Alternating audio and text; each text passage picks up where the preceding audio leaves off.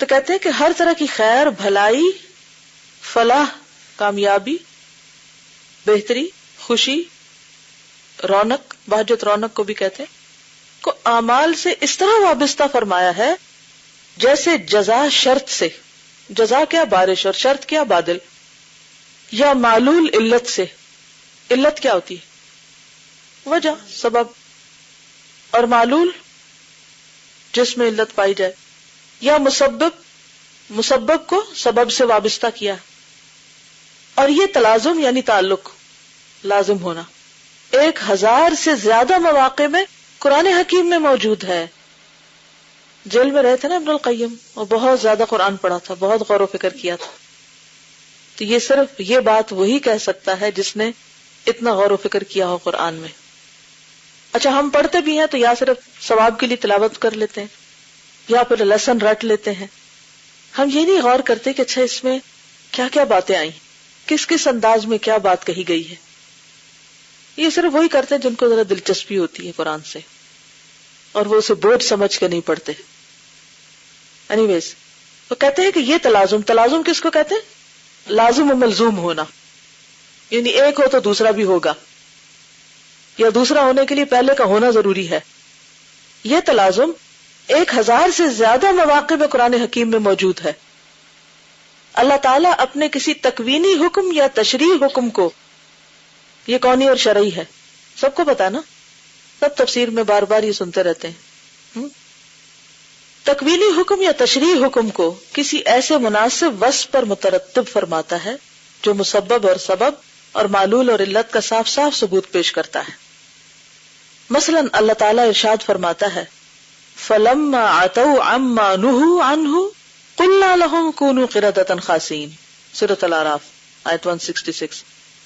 پھر جس کام سے انہیں منع کیا تھا جب اس میں حد سے بڑھ گئے، عتو کا مطلب ہوتا نا سرکشی کی، حد سے بڑھ گئے جس سے انہیں منع کیا گیا تھا، عَمَّا نُهُوا، تو ہم نے ان کو حکم دیا تم ذلیل و خوار بندر بن جاؤ. تو اس میں شرط کیا ہے؟ سرکشی. اور پھر جزا کیا ہے؟ قردۃ خاسئین. تو انہیں بندر کیوں بنا دیا گیا؟ ان پہ مصیبت کیوں آئی؟ ان کی سرکشی کی وجہ سے. اچھا اس سے کوئی بات سمجھائیے مجھے. اور مثلا آج کل ہمارے ملک کے حالات بڑے خراب ہیں، کیوں؟ پوری دنیا کی سازشیں ہیں جی؟ نہیں، انہوں نے ہمارے لوگوں کو بھی خرید لیا ہے جی. ہمیں جن چیزوں سے اللہ تعالیٰ نے قرآن میں حکم دیا کہ ہم ان سے رکیں، ہم وہ سب کچھ کر رہے ہوتے ہیں، لیکن ہم اپنے آپ کو نہیں چیک کرتے، ہم دوسروں پہ بلیم کرتے ہیں کہ یہ بالکل درست فرمایا آپ نے. فلما عتوا، کس قوم کی بات ہو رہی یہاں؟ بنی اسرائیل کی. وہ اس وقت کی کیا تھی؟ امت مسلمہ. فلما عتوا، انہوں نے بھی اللہ کی رج کے نافرمانیاں کی تھی اور سرکشیاں کی تھی، حد سے بڑھ گئے تھے. جی جو حد سے بڑھنا ہوتا ہے نا ہر چیز میں، آج کل آپ دیکھیں کہ ہمارے ہاں جتنی بھی برائیاں ہیں نا اس میں لوگ حد سے بڑھے ہوئے، فضول خرچی ہو، اسراف ہو، دکھاوا ہو، یعنی کسی بھی برائی کا آپ ذکر کریں تو فلما عتوا عما نہوا، جس چیز سے اللہ نے روک دیا ہمارا فرض کیا ہے اس سے رک جائیں. لیکن جو شخص اس حد پہ نہ رکے اور اس سے آگے جائے تو پھر کیا ہوتا ہے؟ جزا اس کو کیا ملتی؟ کوئی بھی مصیبت آ سکتی. جیسے انہیں قردۃ خاسئین بنا دیا گیا. انہیں کس چیز سے روکا گیا تھا؟ مچھلیاں پکڑنے سے. سورۃ الزخرف آیت 55 ہے فلما آسفونا انتقمنا منہم. پھر جب ان لوگوں نے ہمیں غصہ دلایا تو ہم نے ان سے بدلہ لیا. اللہ تعالیٰ کو کن باتوں پہ غصہ آتا ہے؟ شرک پہ، اس کی نافرمانی کے کاموں سے. تو جب ایک بندہ نافرمانی کرتا ہے، غلط کام کرتا ہے، حرام کام کرتا ہے، اسے روکا جاتا ہے، پھر وہ باز نہیں آتا، پھر کرتا ہے، کیونکہ یہ اللہ تعالیٰ کی بڑی رحمت ہوتی ہے کہ ایک دفعہ غلطی کرنے سے بھی نہیں پکڑتا. وہ بار بار بندے کو مہلت دیتا جاتا ہے. پھر بندہ جب نہیں باز آتا تو پھر ایک وقت میں اس کا راز کھل جاتا ہے، شامت آ جاتی ہے. فلما آسفونا، لما کیا ہے؟ حرف شرط ہے. فلما آسفونا انتقمنا منہم. پھر فرمایا والسارق والسارقۃ فاقطعوا ایدیہما وائے جزاء بما کسبا، سورۃ المائدہ 38۔ اور مرد چوری کرے اور عورت چوری کرے تو اس کے کرتوت کے بدلے میں دونوں کے ہاتھ کاٹ ڈالو۔ ان المسلمین والمسلمات والذاکرین اللہ کثیرا والذاکرات اعد اللہ لهم مغفرۃ واجرا عظیما، سورۃ الاحزاب 35۔ بے شک مسلمان مرد اور مسلمان عورتیں، اور اس میں بہت ساری اور صفات کا ذکر ہے، یہاں تک کہ کثرت سے اللہ کو یاد کرنے والے مرد اور کثرت سے یاد کرنے والی عورتیں، ان کے لیے بدلے میں اللہ تعالیٰ نے گناہوں کی معافی اور بڑے بڑے اجر تیار کر رکھے ہیں، بڑے بڑے اجر تیار کر رکھے ہیں۔ وہ کیوں بڑے اجر تیار کر رکھے ہیں؟ کیا کرتے ہیں وہ؟ یہ ساری صفات ان کے اندر ہے۔ تو جزا اور شرط کا تعلق سمجھ میں آ گیا نا آپ کو؟ یعنی تم اچھے کام کرو تو تم کو اوفوا بعہدی اوفی بعہدکم فاذکرونی اذکرکم۔ اس قسم کی آیتیں قرآن حکیم میں بکثرت موجود ہیں۔ کہیں اللہ تعالیٰ نے اس قسم کے حکم کو صیغہ شرط و جزا سے مربوط و مرتب فرمایا ہے، ان تتقوا اللہ یجعل لکم فرقانا ویکفر عنکم سیئاتکم ویغفر لکم ذنوبکم۔ مسلمانوں، اگر تم اللہ سے ڈرتے رہو گے تو وہ تمہارے لیے ایک امتیاز پیدا کر دے گا، فرقان، اور تمہارے گناہ تم سے دور کر دے گا اور تم کو بخش دے گا۔ تو یہ فرقان اور تکفیر سیئات اور گناہوں کی بخشش یہ کب ہوتی ہے؟ جب انسان کے اندر تقوی پیدا ہوتا ہے۔ یہ تقوی کی برکات ہے۔ تو جب کوئی مشکل آئے تو کیا کرنا چاہیے؟ تقوی کرنا چاہیے اللہ کا۔ تو اللہ تعالیٰ انسان کو راہ بھی دکھا دے گا کہ اس کو کیا کرنا چاہیے، کدھر کو جانا چاہیے، گناہ بھی بخشے جائیں گے۔ پھر ہے وَأَن لَوِ اسْتَقَامُوا عَلَى الطَّرِيقَةِ لَأَسْقَيْنَاهُمْ مَاءً غَدَقًا، سورۃ الجن آیت 16۔ اور اگر یہ لوگ سیدھے رستے پر قائم رہتے تو ہم ان کو پانی کی ریل پیل سے سیراب کر دیتے، یعنی دنیا میں بھی خوب بارشیں ہوتی۔ کب؟ اگر یہ سیدھے رستے پہ قائم رہتے۔ تو اس سے کیا پتہ چلتا ہے کہ انسان جب سیدھے رستے پہ قائم ہوتا ہے تو آخرت کے علاوہ دنیا میں بھی اس کو فراوانی ملتی ہے نعمتوں کی۔ پھر ہے فَإِن تَابُوا وَأَقَامُوا الصَّلَاةَ وَآتُوا الزَّكَاةَ فَإِخْوَانُكُمْ فِي الدِّينِ، سورۃ ہود آیت 11۔ اگر یہ توبہ کر لیں اور نماز پڑھیں اور زکوٰۃ دیں تو یہ تمہارے دینی بھائی ہیں۔ یعنی یہ صفات انسان کے اندر ہوں تو اخوت جنم لیتی ہے، جب بھائی چارہ پیدا ہوتا ہے مختلف گروہوں کے درمیان۔ تو آپس کے اختلاف اور نفرتیں، ان کی بنیادی وجہ کیا ہے؟ اللہ کے احکامات سے دوری۔ اس قسم کی آیتیں بھی قرآن حکیم میں بکثرت موجود ہیں، جبکہ اللہ تعالیٰ کبھی لام تعلیل کے ساتھ اس قسم کے حکم کو نتیجہ اور معلول قرار دیتا ہے۔ لام کی بھی کئی قسمیں ہوتی ہیں نا، تو لام تعلیل کا مطلب علت سے ہے۔ لِيَدَّبَّرُوا آیَاتِهِ وَلِيَتَذَكَّرَ أُولُو الْأَلْبَابِ، سورۃ صاد آیت 29۔ تاکہ لوگ اس کی آیتوں پر غور کریں اور عقل مند لوگ اس سے نصیحت پکڑیں۔ تو یہاں لام کیا ہے؟ لام تعلیل۔ اس سے پہلے آیت کا حصہ کیا ہے؟ کتاب انزلناہ الیک مبارک، یہ کتاب جو ہم نے آپ کی طرف نازل کی ہے بابرکت ہے۔ کیوں نازل کی ہے؟ تاکہ لوگ کیا کریں؟ غور و فکر کریں۔ تو پھر کیا ہوگا؟ نصیحت ملے گی اور واقعی برکت حاصل ہوگی۔ اور مثلا لِتَكُونُوا شُهَدَاءَ عَلَى النَّاسِ وَيَكُونَ الرَّسُولُ عَلَيْكُمْ شَهِيدًا، سورۃ البقرہ 143۔ تاکہ لوگوں کے مقابلے میں تم گواہ بنو اور رسول تم پر گواہ بنے۔ تو یہ لام تعلیل کی مثال ہے۔ اور کبھی حرف کئی لا سے، جو تعلیل کے لیے آتا ہے، یعنی علت کے لیے، وجہ بیان کرنے کے لیے، حکم کی ترتیب کا اظہار فرماتا ہے۔ مثلا کئی لا یکون دولۃ بین الاغنیاء منکم، یہ حکم اس لیے دیا گیا کہ جو لوگ تم میں مالدار ہیں یہ مال انہی میں دائم نہ رہے، اس لیے زکوٰۃ کا حکم دیا گیا ہے۔ اور کبھی با سبب کے ساتھ، با کی بھی کئی قسمیں نا، با زائدہ بھی ہوتی ہے، با معیت کی بھی ہوتی ہے، اور با سببیہ بھی ہوتی ہے۔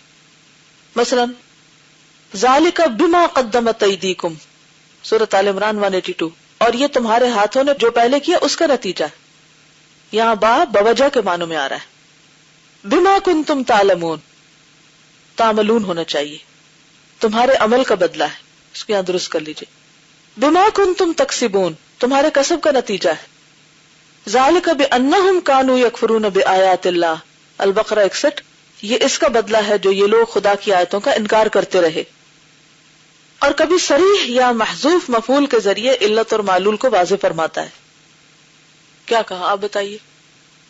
کبھی جی بعض اوقات کلام کے اندر کچھ لفظ محذوف ہوتے ہیں، یعنی وہ نظر نہیں آ رہے ہوتے لیکن معنی ان کا وہاں موجود ہوتا ہے.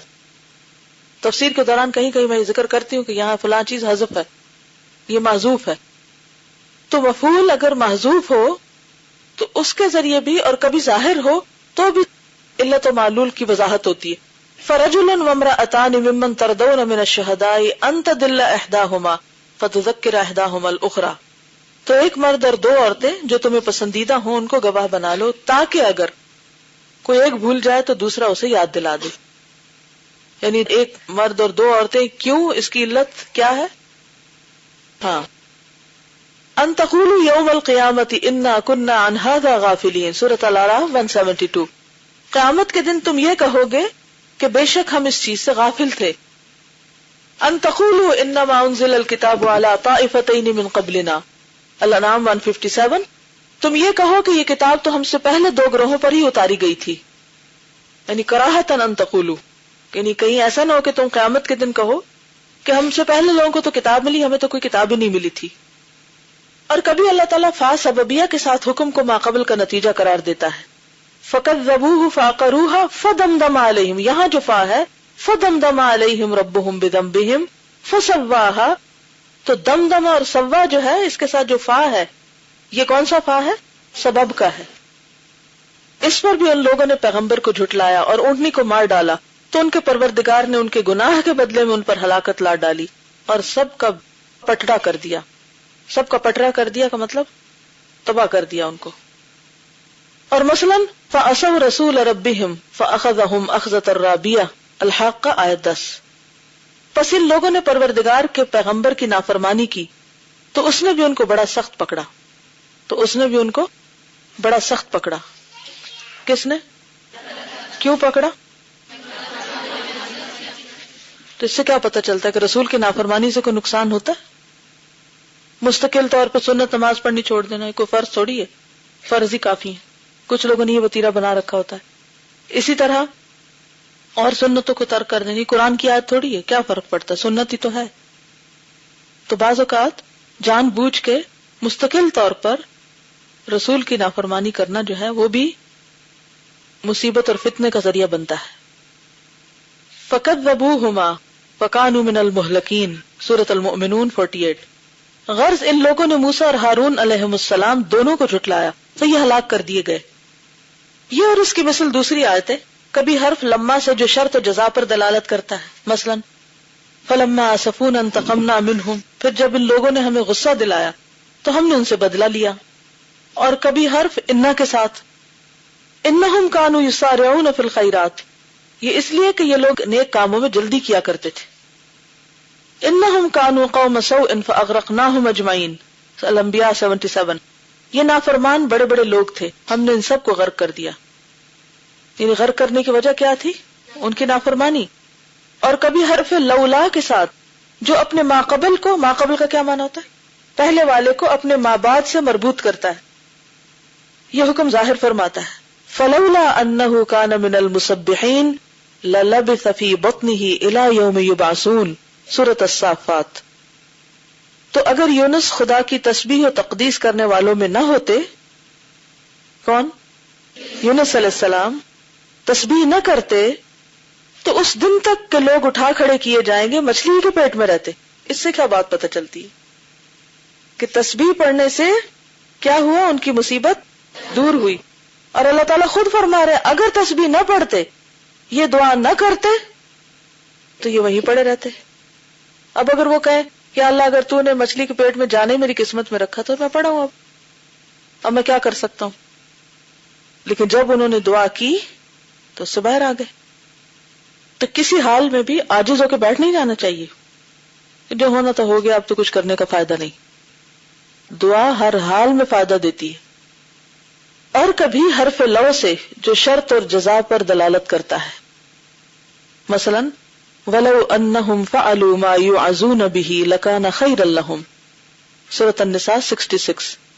اور جو کچھ ان کو سمجھایا جاتا اگر اس کی تعمیل کرتے تو ان کے حق میں بہتر ہوتا.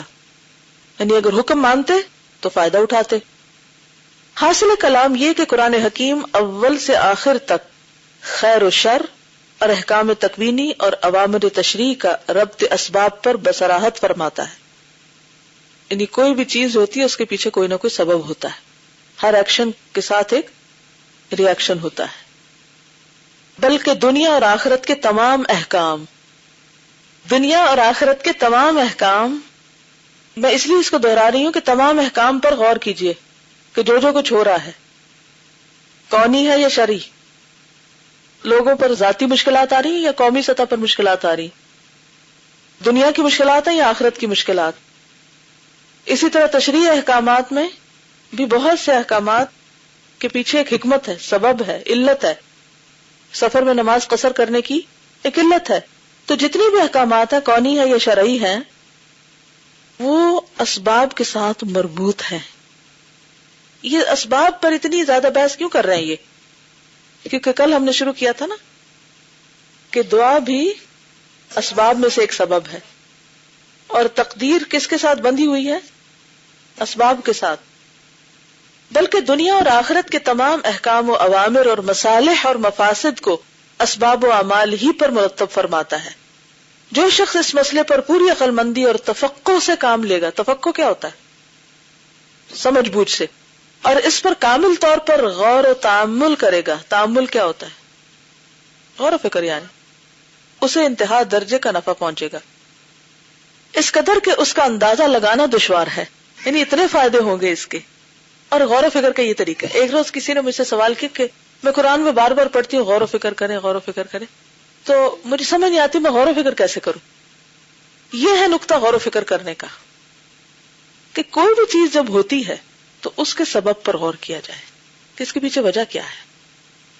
تو آپ دیکھیں گے کہ جب آپ یہ غور کرنے لگیں گے نا تو اگر کوئی خیر ہے تو خیر کے اسباب پر بھی آپ کو نظر آئے گا کہ یہ وجہ تھی، اور آپ اور زیادہ خیر کرنے لگیں گے. اور اگر کوئی مشکل کھڑی ہو گئی ہے، کوئی پرابلم پیش آ گئی ہے، اور اس کے بھی اسباب پر آپ غور کرنے لگ جائیں گے تو نتیجہ کیا ہوگا؟ آپ کو اپنی غلطیاں نظر آنے لگیں گی، رکاوٹیں نظر آنے لگیں گی.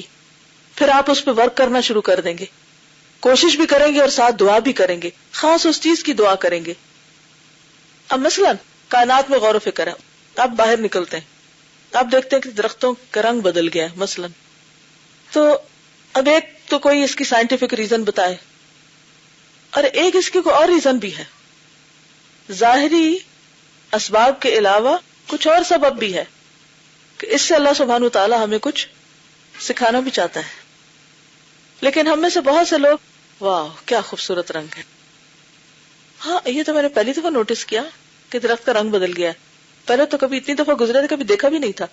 وہ اب ہم قرآن میں پڑھتے ہیں نا کہ ذرا غور سے دیکھو، تو دیکھنے تو لگ گئے ہم، لیکن اس سے آگے نہیں پھر جاتے کہ کیا حکمت ہے، کیوں یہ رنگ بدلا ہے. اور آپ دیکھیں کہ گرنے کے قریب اور اس قدر حسین، اس میں کیا حکمت ہے کہ آخری دم تک مایوس ہونے کی ضرورت نہیں. گرتے پتے بھی گرنے سے پہلے خوبصورت رنگوں میں ڈھل جاتے ہیں. انہیں زندگی کے آخر تک اچھے کام کرو. ہم کیا کہتے ہیں؟ بوڑھے ہو کے بیٹھ جاتے ہیں پہلے سے ہی.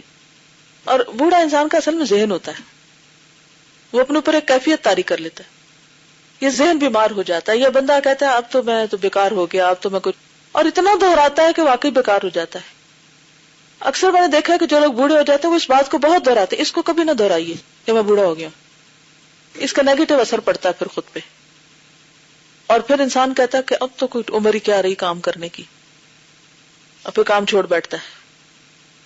یہاں تو فال کے کلرز اتنے نظر نہیں آتے، کینیڈا وغیرہ میں مختلف رنگ ہوتے ہیں، ایک نہیں کئی رنگ ہوتے ہیں. اور بعض اوقات درختوں کی ترتیب ایسی ہوتی ہے کہ وہ پورا گلدستہ لگتا ہے پھولوں کا. جیسے ہم بہار کے پھولوں کے رنگ دیکھتے ہیں نا، جیسے خزاں کے پتوں کے اس سے زیادہ خوبصورت رنگ ہوتے ہیں جو عام طور پہ پھولوں کو بھی نہیں ہوتے.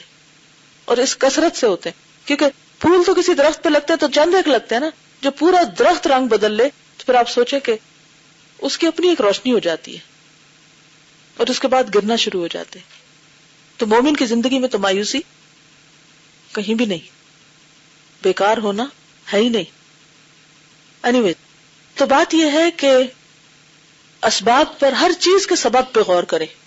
مثلا ٹھوکر لگی آپ کو راہ چلتے، اب آپ کہیں گے ہاں دیکھا نا یہ کسی نے پھینکا تھا نا یہاں تو میں اٹک گئی اس سے، یہ انہوں نے صحیح بنایا نہیں، یہ کوئی طریقہ ہے دروازوں کے آگے اتنی اونچی بنیاں بنانے کا. مثلا بھئی یہ وہی جگہ تھا، یہاں سے روز گزرتی اور نہیں ٹھوکر لگتی، آج کیوں لگی؟ آج میں نے کون سا گناہ کیا؟ یہ میں پھسلی تو کیوں پھسلی؟ یہ چوٹ لگی تو کیوں لگی؟ ایک ہے ظاہری سبب اور ایک ہے باطنی سبب. بہت سے لوگ صرف ظاہری اسباب دیکھتے ہیں اور وہ اس کو برا بھلا کہے، اس کو برا بھلا کہے اور کہے کہ بس ختم. چینی کا بحران ہو گیا، وہ تو جلوس نکال رہے ہیں، اس کو برا بھلا کہہ رہے ہیں، ختم. کبھی سوچا کہ کیا وجہ ہے؟ پیچھے کیا وجہ؟ رزق سے محرومیاں کب ہوتی ہیں؟ لیکن ہم حقیقی اسباب پر غور نہیں کرتے. تو یہ ہے صحیح غور و فکر. اب یہ جو جملہ نے اس کو انڈر لائن کر لیجیے کہ خیر و شر، احکام تکوینی، امر تشریع، دنیا اور آخرت کے تمام احکام، اوامر، مصالح، مفاسد، ان سب چیزوں کے پیچھے کیا ہے؟ اسباب ہے. اسباب پر ہی مرتب فرماتا ہے. جو یہ غور و فکر کرے گا اسے انتہا درجے کا نفع پہنچے گا. اس قدر کہ اس کا اندازہ لگانا دشوار ہے. اور اپنی جہالت اور بے علمی، عجز اور کاہلی، بے عملی، افراط و تفریط کی ساری طاقتیں، سبحان اللہ. افراط و تفریط کیا ہوتا ہے؟ حد سے بڑھنا، یا تو حد سے کمی کرنا یا حد سے بڑھ جانا کی وجہ سے ساری طاقتیں ضائع کرنے اور قوت عمل برباد کرنے کے لیے صرف اس تقدیر پر کبھی تکیہ اور بھروسہ نہیں کرے گا. یعنی ان ساری چیزوں پر ہم عام طور پر کس کو مورد الزام ٹھہرا دیتے؟ تقدیر کو، جس کا معنی یہ ہے کہ عاجزی، کاہلی، سستی اور بے عملی کو توکل سمجھ لیا گیا ہے، اور توکل اسی عاجزی، کاہلی اور بے عملی کا نام رکھ لیا گیا. بلکہ کامل ترین فقیہ، عقل مند اور سمجھدار انسان وہی ہے جو تقدیر کو تقدیر سے توڑے اور تقدیر کی تقدیر سے مدافعت کرے. اس کو انڈر لائن کر لیں، یہ میں نے اس کو اپنے لیے کیا ہوا. تقدیر کو تقدیر سے توڑے، تقدیر کی تقدیر سے مدافعت کرے، تقدیر کے مقابلے میں تقدیر کو لا کھڑا کر دے. اس کا مطلب یہ ہے کہ جب تقدیر کا بہانہ کرنے لگیں تو کوشش کریں اور کہیں کہ یہ بھی تقدیر ہے کہ کوشش کی جائے.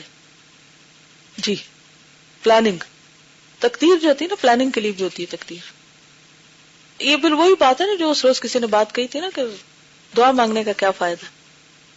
دعا بھی تو تقدیر ہی کا حصہ ہے. ٹھیک ہے نا، آج کے لیے اتنا ہی کافی ہے. السلام علیکم ورحمۃ اللہ وبرکاتہ.